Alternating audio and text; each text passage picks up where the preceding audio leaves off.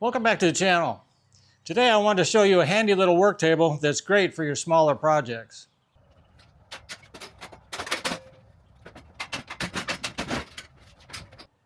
It's the Black Decker Workmate 425. Truth is, I really never thought about buying one of these. But then a neighbor of mine who was moving gave it to me since he doesn't get involved in a lot of projects. I wasn't familiar with the Workmate and its clamping capabilities, so I didn't know if I'd end up using it or not.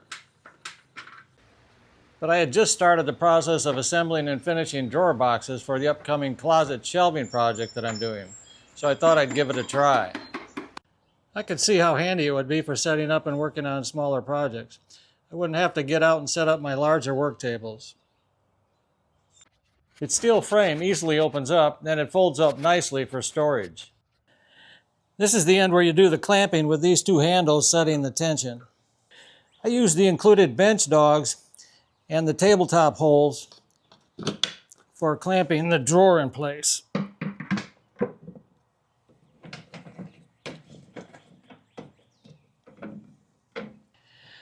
That made it easy for cutting the slots for the undermount drawer slides.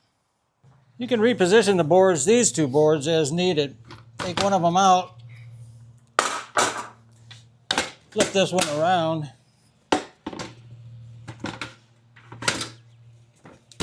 then you can clamp a 2x4 this way. Then you can also flip the clamping end up this way in order to clamp down a workpiece this way.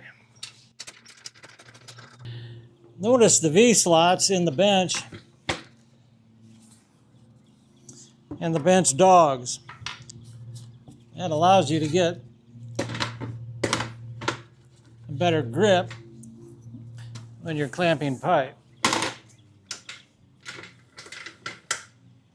I built this medium-sized mobile workbench that I also use to store my planer, miter saw, and router table.